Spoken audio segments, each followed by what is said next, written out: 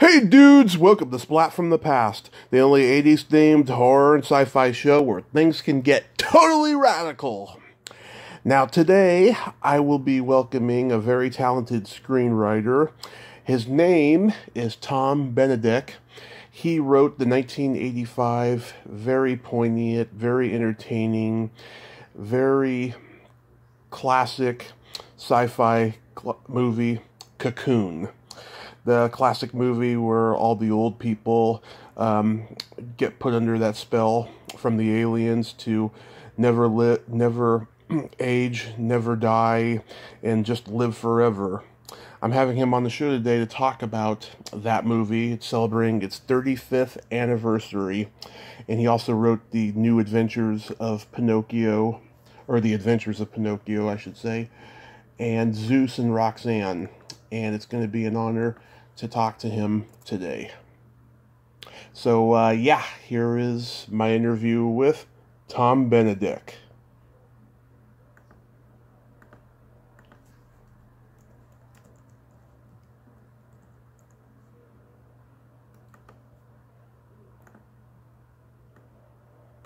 Hey, Tom, welcome to the show, sir. How are you today? I'm great. Under the circumstances, pandemic, staying safe, and so far so good. And the isolation is not great, but, we're managing with it. A lot of Zoom and, do a lot of online teaching, and I'm writing, so I have a lot of stuff to do at home. That's good. You're keeping yourself busy there. Yeah. We got the fires. We moved to Altadena. So we're very close. We're under, it doesn't look like it's going to happen, but we're under evacuation alert around here. So, but the fire seems to have moved it in a different direction. So this area is okay, but the smoke is pretty bad. Yeah. I got friends in Altadena, and they're safe, fortunately.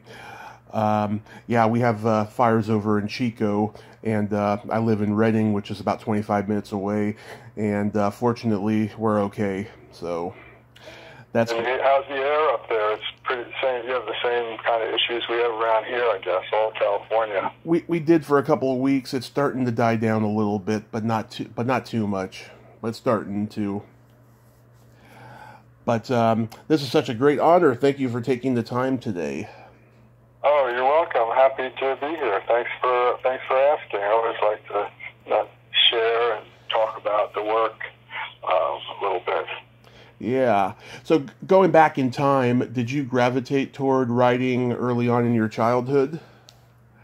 Yeah, I was always doing creative stuff. My parents, I think my mom thought I was,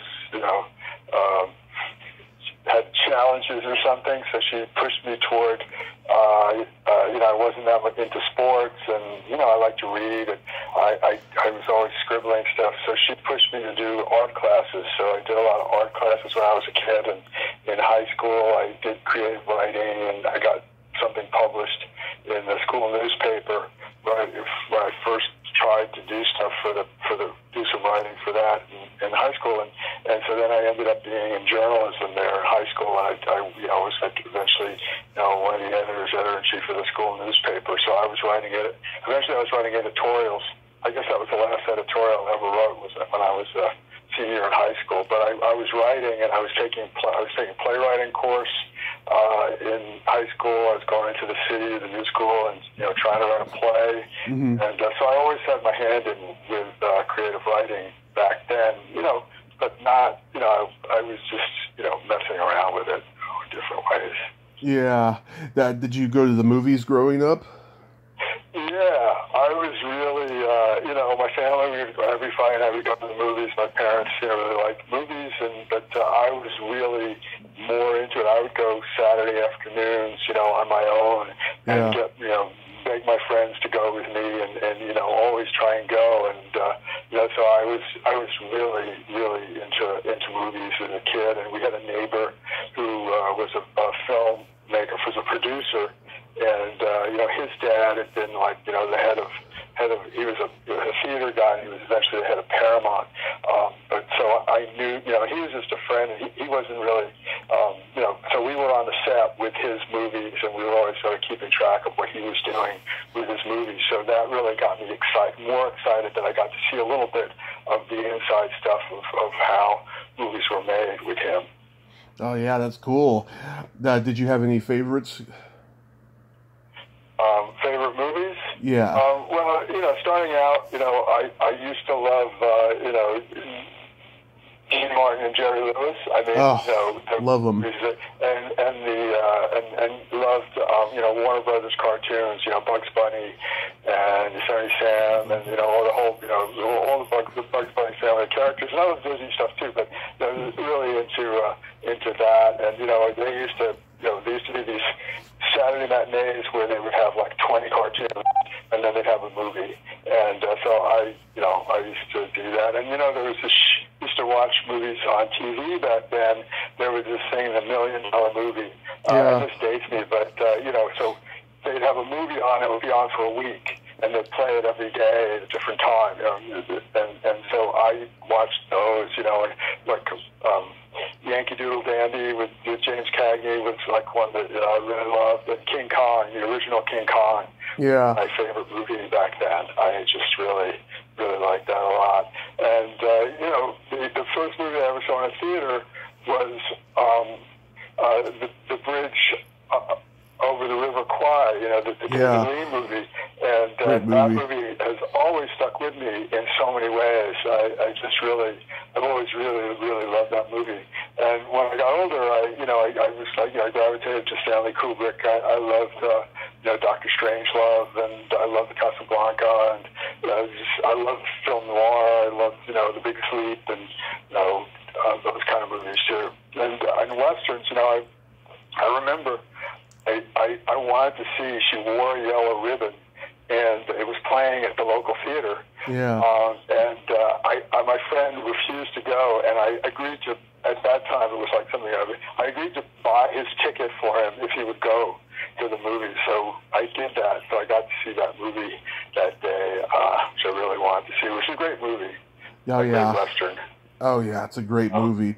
You probably remember when they started the creature feature shows. Yeah. You mean like Zachary and that kind of stuff? Yeah, the cheesy horror and sci-fi movies and Ray Harryhausen and all that.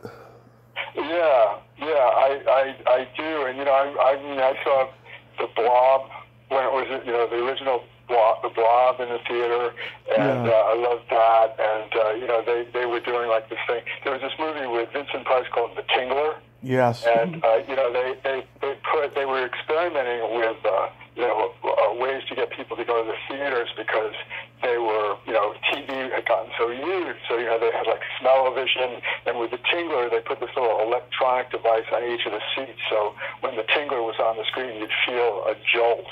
I remember very well seeing that. You know, and I remember as a kid, there were like these road signs that they would put around our town, which would be like, you know, stop pay TV. Yeah. Because the networks didn't want in the theaters, and you know, were afraid that people were going to, you know, not go to the theaters anymore. And that was really a long time ago. So you know, in a way, you know, there was stuff on TV, but going to the theater was a real thing. And you know, we during vacations we go in the city. And, you know, on our own, when I was like, you know, pre-adolescent, adolescent, you know, from New York, and we lived in the suburbs, and we would go see these roadshow attractions. You know, we'd go see, like, you know, Ben-Hur, or Spartacus, or, you know, movies like that they would show, and there'd be like an intermission. Yeah. You know, they present it like it was a real theatrical event. So that's where it started. And then I wanted to study film, and I went to university with another film program, and I did my junior year in Paris, and I went to an independent film school in Paris, and it was a great experience, and I got to make a film there, and but you know, mainly at that time, and still in Paris, you could see a lot of movies in theaters all the time, and so there's the Cinémathèque Française was a great place to watch, the best place in the world probably at that time to watch, maybe now still to watch films. And Henry Langlois was still there. He used to be around. Used to see him, and you could, they'd have screenings at, I think 1, 3, 5, and 8. And me and with my friends from film school, we'd go there, and after class, and we'd go all afternoon, and we'd just go see like 4 or 5 movies in a day. And then afterward, there'd be these little theaters around the city where, in the student area mostly, where you could see, they had midnight shows. So sometimes we'd go see 4 movies at the Cinémathèque, and then go see a midnight show of some classic film somewhere. During that time, I watched a lot of movies, a lot of Hollywood movies, a lot of great directors, John Ford, Howard Hawks, and Elia Kazan was one of my favorites, and many others. So you'd be able to see like a whole progression of the films of these different filmmakers. And but there was also so much going on. The reason I went to Paris, there's so much going on with European and foreign films, the New Wave and all that. Yeah. And so, there was just a lot of, great, French, Italian, international films from everywhere that would be playing there that you might not be harder to see in other places. I was involved in that. Yeah. At that time. That's so cool. So after high school, did you decide you were going to go on the path of screenwriting? I'd always been writing. I'd always sort of had, written. I'd done writing in different ways, and I really wanted to be a filmmaker, and making films was the thing I wanted to do. And I started doing a lot of photography because I was really interested in the image, and I kind of got sucked into photography as a thing on its own, and just shot a lot for years and years, and still shoot different phases with it. My early photographs were like in this archive at the University of Massachusetts where I went to school. There's a Tom Benedek collection and the special collections at the University Library. They scanned all my black and white, my early stuff that I shot during the 60s and 70s. But at the same time, I was making films. I was making Super 8 films, and I made my student film at film school in Paris, and I got my degree as independent concentration in film. And that was sort of my thesis film that I made, that I shot in Paris. And then I stumbled out to Hollywood. I drove out to Hollywood, at that time, it was possible to break in, a lot of people breaking in as screenwriters. Mm-hmm. And because I had a writing background, it was, knew how to, could sit down and, had a facility to sit down and just write. And I wrote an original screenplay that I had under my arm when I came out here. Mm-hmm. Excuse me. When I came out to LA. So I was kind of making the rounds with that.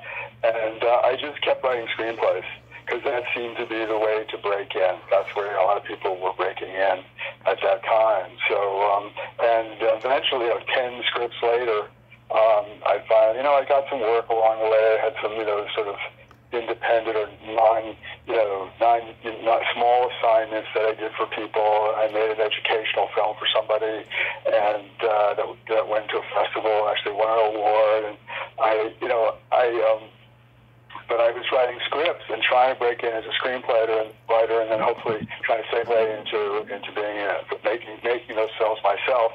And I ended up just getting, having a career as a screenwriter. That's just the way it went for me. Yeah. So how does Cocoon come into your life? Well, I had written this thriller called Orange County Red. It was about a Russian spy who was, deeply enmeshed as a businessman in Orange County, and it got into the hands of Bob Zemeckis, mm-hmm. and he, who was a friend of a friend, and my brother was a lawyer at that time, and he represented Lawrence Kasdan, and Kasdan was a friend of Zemeckis, so I knew Kasdan, so I really gave the script to Kasdan, and Kasdan, for some reason, gave it to Zemeckis, so I didn't know at that time, and Zemeckis loved the script and wanted to make the movie, and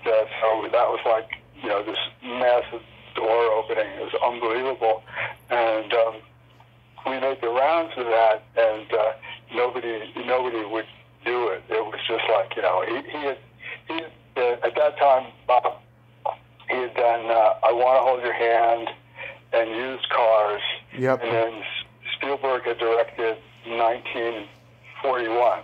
Right. And it was like Spielberg's only flop, 1941. Yeah. So Bob, everyone knew that Bob was incredibly talented, and that he had this amazing facility for storytelling, and was a great filmmaker. But at that time he was he was kind of in movie jail. Nobody wanted to work with him. He had to kind of and I didn't realize that it was got to be that hard, So we made the rounds with Orange County Red, and nobody wanted to even option it, So I was like, my great opportunity sort of withered away. And then about,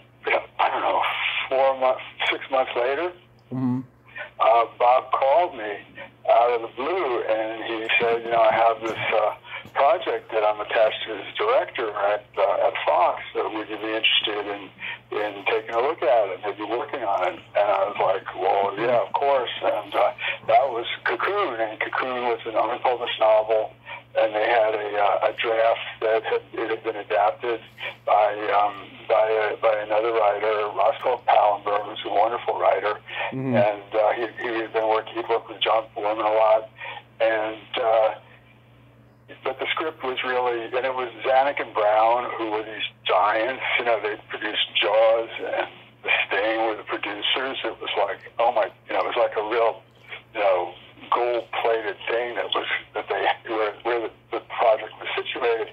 So, I read the script, and I read the unpublished material, and then I had to go in and pitch to Zanuck and Brown at the studio. So I came up with I sort of had these epiphanies, figured out a way to kind of reframe the whole thing and sort of filter it through like what I thought would be great for what Bob's sensibility. Just did what you do in those kind of situations. I'd never done it before. I'd never had a job at a studio. I wasn't a member of the Writers Guild. I'd never done a rewrite of.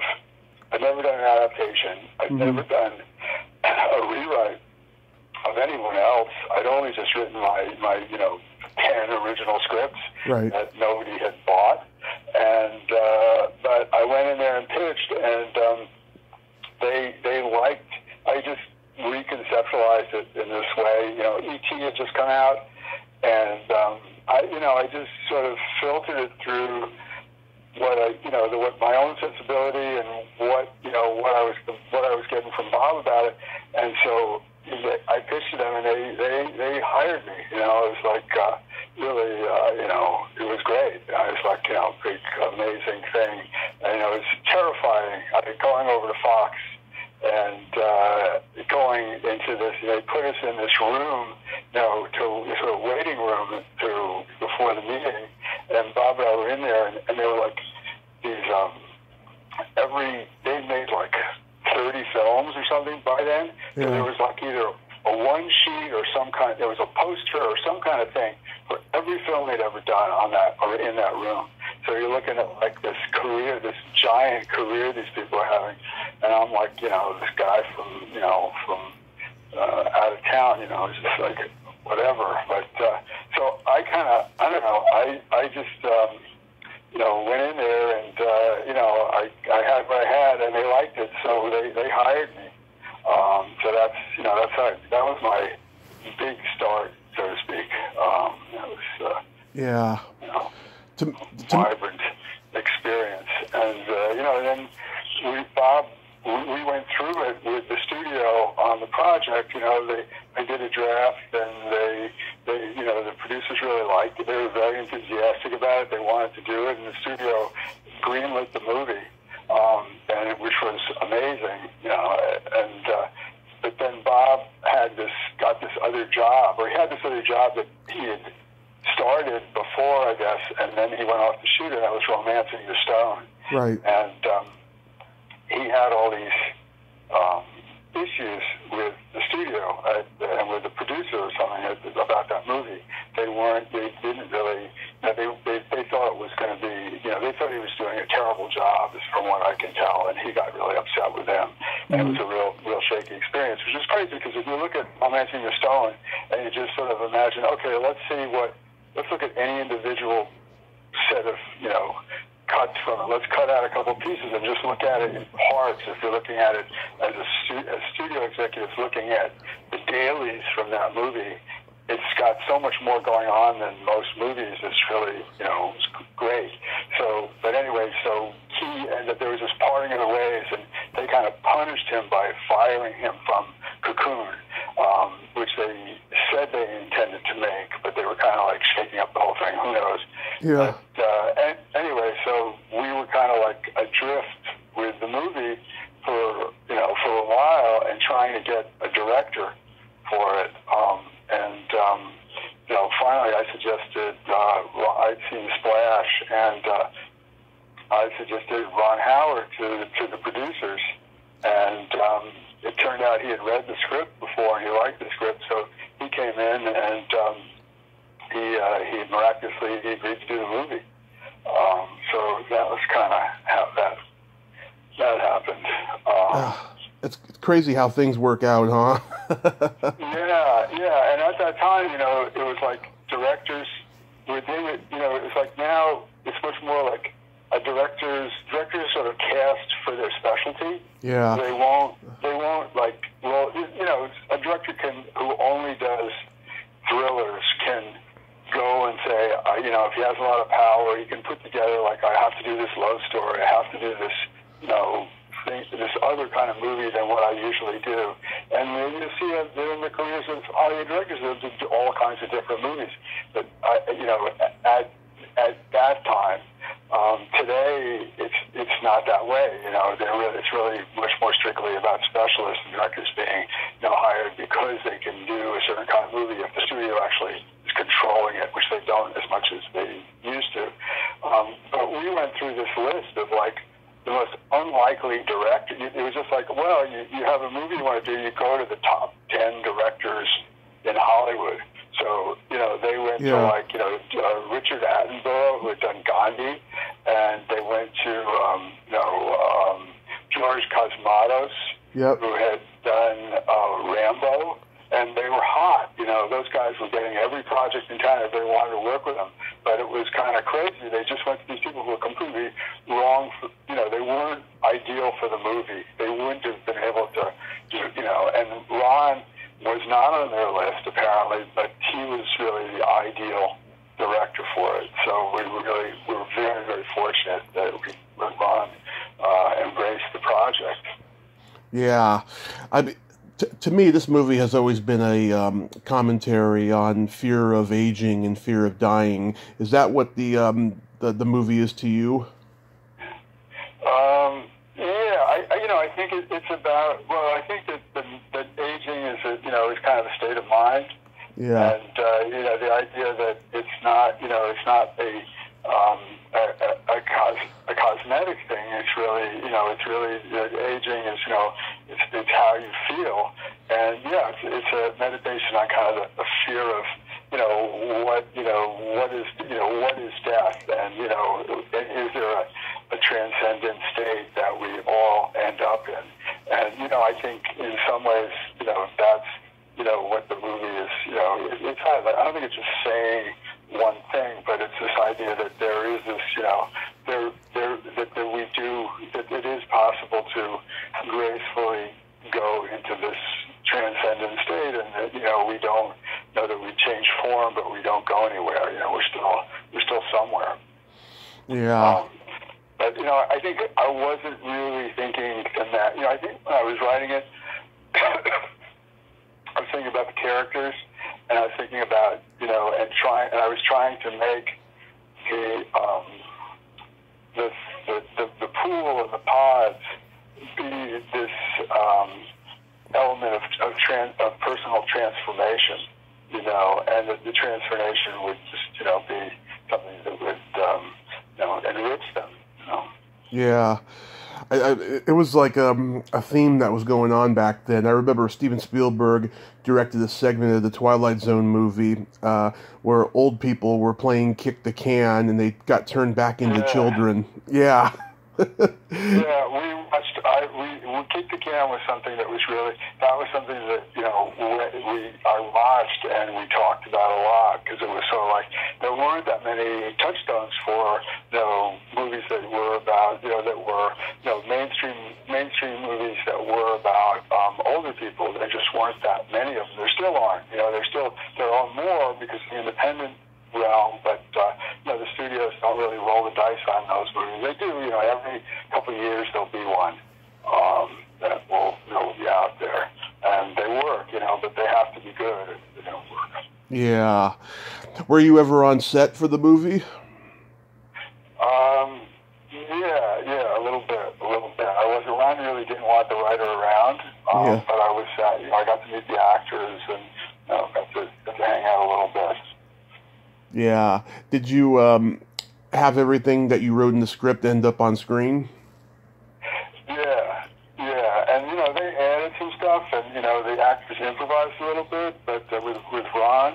But the movie really was, everything that was, that was there. I can, lay claim to in one way or another. It turned out pretty much. It turned out the way it was on the page. The producers really loved the script, and they didn't really want the director to mess with it. They were kind of, and I don't know if it was they wanted the structure and the way everything happened to be the way it was. And and that said, with Ron, there was the draft that I did that got greenlit that I did for Bob. And then when Ron came in, he came from a background in TV, and he'd been on Happy Days forever, and he'd worked with Babu Mandel and Lowell Gans for years and years and years, and he'd worked with Gary Marshall, who was a producer. They were like I guess you'd call them the showrunners or the main writers on Happy Days for a long time, and Gary Marshall was a producer, and very classically character story-driven person in television, half-hour television. Character development, character stories are, it's not action stories, it's character stories. So he came from that background. So it was the fundamentals of going through each character and nuancing what their relationships were with other people and what changes they were going to go through. So there was a lot of work that in conversations with Ron and with the producers once we were going in production to really sort of bring out as much as possible in each of the character arcs that we had, and that and Ron really and the producers too. Ron contributed so much to that. He just brings so much to that. He's an amazing guy, amazing talent, talented storyteller. Yes, he is. I mean, look at that career. I mean, from being a child actor to one of the greatest directors in the world. I mean, that doesn't happen too often, Yeah. But you were pleased with the way the movie came out, I take it. Yeah. I was, I didn't, when I saw the rough cut, I'd never seen a rough cut of a movie, so I was not like, I wasn't really able to. It was like shocking. I didn't really know what it was, but I felt like, my God, this is beautiful, and it did. It really captured what I had in mind. It really was what it was. I was lucky in the movies that I worked on that got made. The stuff that I did really stuck. None of the movies that I did, I didn't do that many, but it was always the script it was always, the structure of the script, the story. It was always what I had imagined, so it was never like, everything got transformed into this or that. I never experienced that. I experienced that with scripts that I wrote. Like Orange County Red was optioned by MGM eventually. Yeah. And they ended up, they didn't like they wanted another writer. They brought in another writer, so I was gone. So after the other writer finished, the producer, for reasons I don't understand, he sent me that script that the other guy had done. And it's like, sometimes it was like a bad dream because I didn't know what I was looking at. It was really hard. Yeah. But fortunately or unfortunately, they never got it made. It ended up reverting to me. I still have it, script. Yeah. We just lost Brian Dennehy, and I remember. Yeah. I remember when. I remember. It was so cool and so pivotal. Dennehy was just so great. He brought such a sort of suave thing to that extraterrestrial part. It was amazing for me what he did with that, and it was just really, really great. Yeah, I remember just being terrified as a little kid when he pulls his eyelid down to reveal he's an alien. That terrified me. But now I actually like it, and I actually posted that picture when he died. I posted it on Facebook. Yeah. Really, it's fun. It's fun. It's a little iconic moment, yeah. Did they ask you to write the sequel? No, I was working on another project for the producers, and they wanted to get that script finished. And so, I was kind of just, I sort of went, once they started shooting, once it got going and the other projects that I was working on didn't get going, I was kind of disappointed that I didn't get to do the sequel, but, it was what it was. And my vision for the sequel was to go to outer space. It was kind of like, what's the next step? Well, it's a sci-fi movie. They're in outer space. Maybe they return to Earth a little bit, but it's about their journey because he started their journey. And for the sequel, they kind of just they wanted to do the same movie over again. Yeah. And they kind of did that, and it didn't really work. It wasn't as well. It wasn't that well. It didn't really reach as deeply as the original for some reason. Yeah, my thoughts on the sequel is just like Roger Ebert's thoughts. It's the same movie all over again, but it lacks the Ron Howard and Tom Benedek touch that was in the original. And I like it just as much, but it's like, what's the point of making it? It was just like, it was a money sequel, is what it was. Yeah, it really was. It really was, and there was some controversy. The producers were. There was some controversy amongst the producers about how they did the sequel and why they pushed out. They could have waited and done something a little better a little bit later, but they chose to kind of just the studio wanted it on their release schedule, so they just popped it out. It was kind of it was too bad. Yeah. Although I do have to say that basketball playing scene was great. My dad's a big fan of that scene. Yeah. But so after that movie came out, though, the first one, you started getting a lot of rewrite jobs, right? Yeah. I was like, it was hard to you couldn't really classify it in terms of like, I was this kind of, it was like sci-fi, but it was also kind of a character-driven, comedy drama, it's like a lot of different things, and it was so I was offered every kind of work you can imagine, and I just have I was in lots of development jobs after that. Lots of things came my way, and I worked a lot. I hadn't worked much before that, and after that I was just working all the time at the studios. Yeah. What in particular did you do rewrites on? Okay, let's see. I worked on original scripts, and I did rewrites. I worked on I can't even. Because I see you. There's a list of names of people you worked with. Harold Ramis was amongst them. Yeah. I worked with Harold. Okay, you can ask me that way.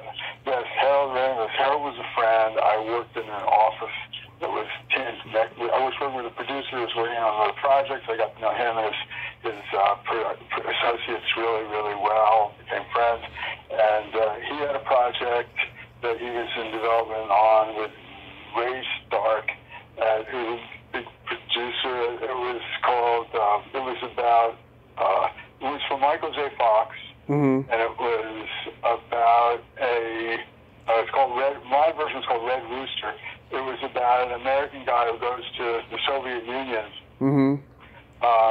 to try and work on help do some importing of develop a chicken farm and import chickens to the United States. And it was, it was a character comedy. It was like, sort of a Michael J. Fox kind of movie, and a comedy about sort of culture clash between Russian business and Americans trying to do business there. And that almost got going. He was on a plane, and it was like he was on a plane to Russia to do a scout for it. Yeah. When he found out that Groundhog Day had been greenlit at another studio. Oh. So which he had been trying to do for a long time. So he dropped the Red Rooster and went and did Groundhog Day, and the rest is history. It's one of the great movies of all time. Yeah. And I don't think Red Rooster would have been one of the great movies of all time, to tell you the truth. It wasn't bad, but it wasn't what Groundhog Day was. Absolutely. Wow. Yeah, that was really tragic when he passed. I felt really bad about that. I'm trying to get his daughter on the show. Yeah. She wrote a book about his life. How did the Adventures of Pinocchio come about?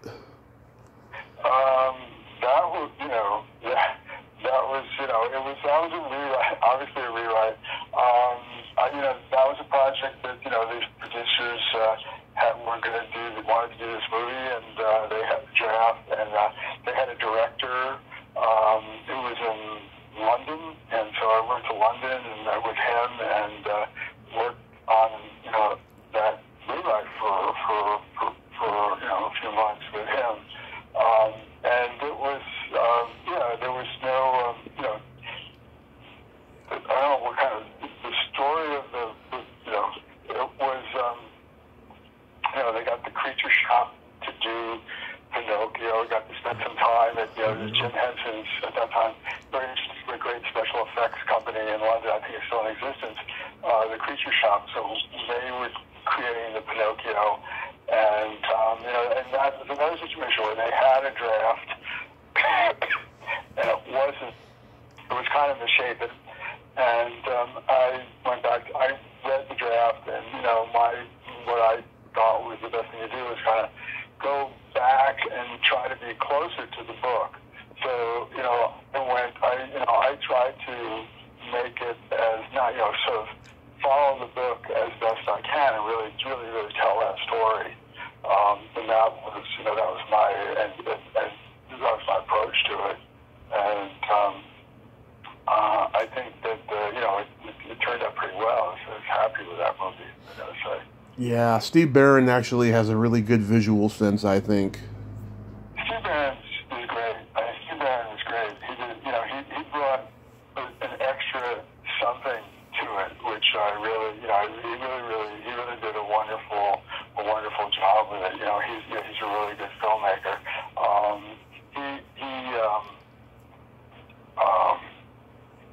He was really great to work with, I'd say. Mm-hmm. And then you did Zeus and Roxanne. I know that you had done revisions for Free Willy. Was this an attempt to do your own Free Willy? Well, yeah. I mean, I had the story. I sort of, that story just occurred to me. I was involved in Free Willy for years. I was brought in, again, that was a rewrite.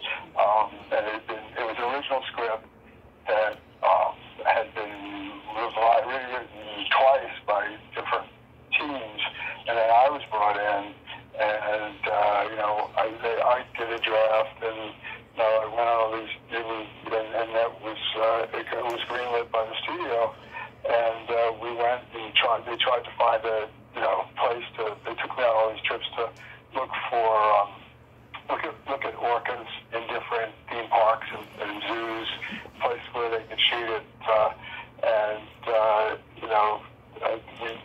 at some point they had, at that time, they had to build, they weren't going to do it all CGI. They didn't do that at that time, really. They needed to they built a mechanical whale.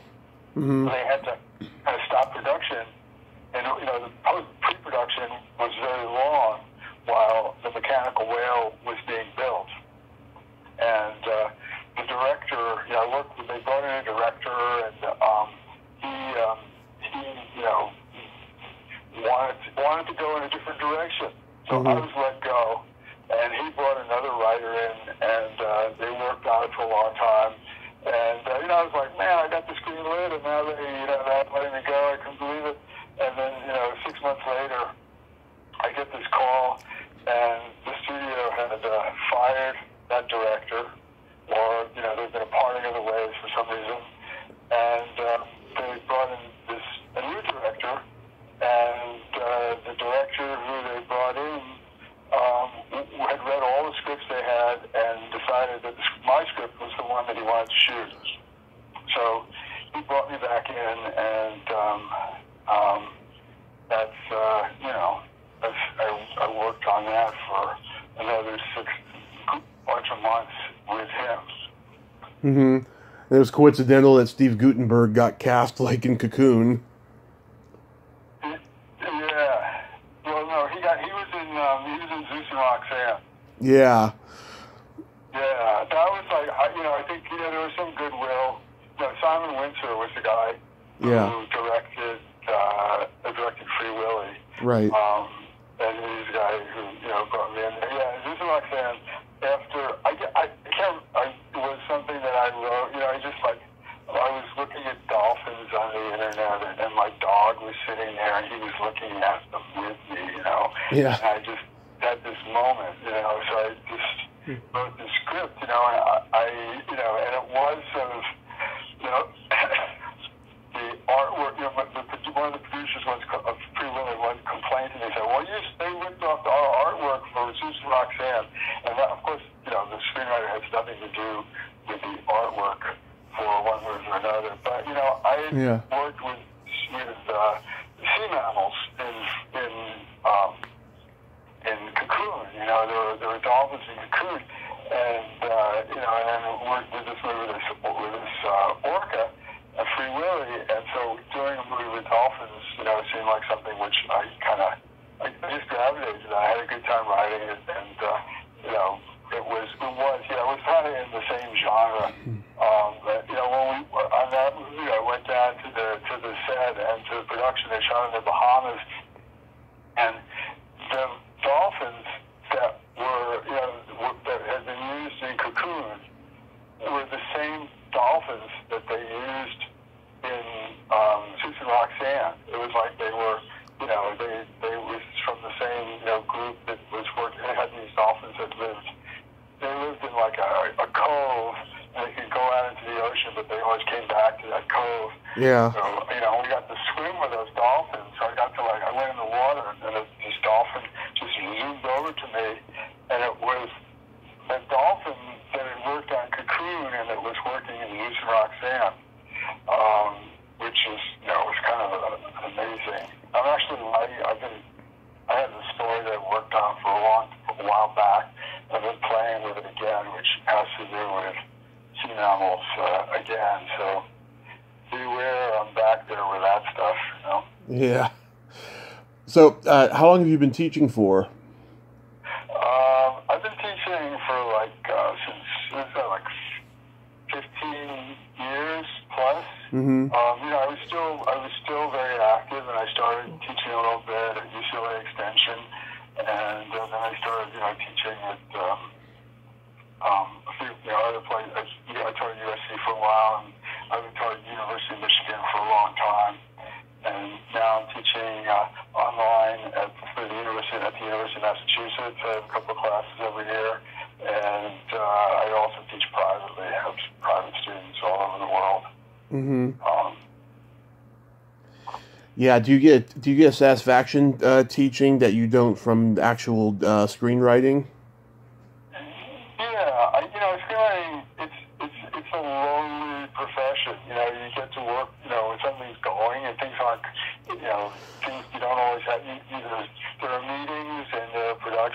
most of the time, as you well know, all writers well know, you're alone in a room. And so I spent most of my adult life, every day going into my office and being alone, working on whatever I'm working on. And in features, you're not in a collaborative zone. Like in television, you're just on your own most of the time. So teaching, it's like this, it's a collegial collaborative process. You're working with other people and dealing with other people and hearing other people's stories. And so I enjoy it. I mean, it's really, and it's fascinating to see what creative writing people have and what they bring to classes and to consults that I do. Mm-hmm. And there's a satisfaction, see people, get things, take things that they're working on and take them to the next level. I find it, it's gratifying to me. That part of me that has a facility to do adaptations and rewrites, it's like every script, every project that any student brings to me when I'm working with them, I just sort of automatically like, okay, what I have to kind of, in order to talk to them about it, I have to figure out try to understand what the ideal version of what they're trying to do is. And, which is what you do in a rewrite. You get a script that needs to be rewritten. It's like, okay, what could this, what do they see in this? What is this supposed to be? What is this? What could this be? Mm-hmm. In the terms of what it already is, or what was the intention was. Yeah. So I'm sort of reflexively able to do that, and then but kind of like trying to not bring my point of view into it, because you can't. I have to, but I'm trying to sort of intuit the point of view of the creator and try and sort of help them to find their way to how to do the thing that they are trying to do. I find it enjoyable and satisfying. Nice. Do you still do the podcast, The Processing? I haven't been doing it.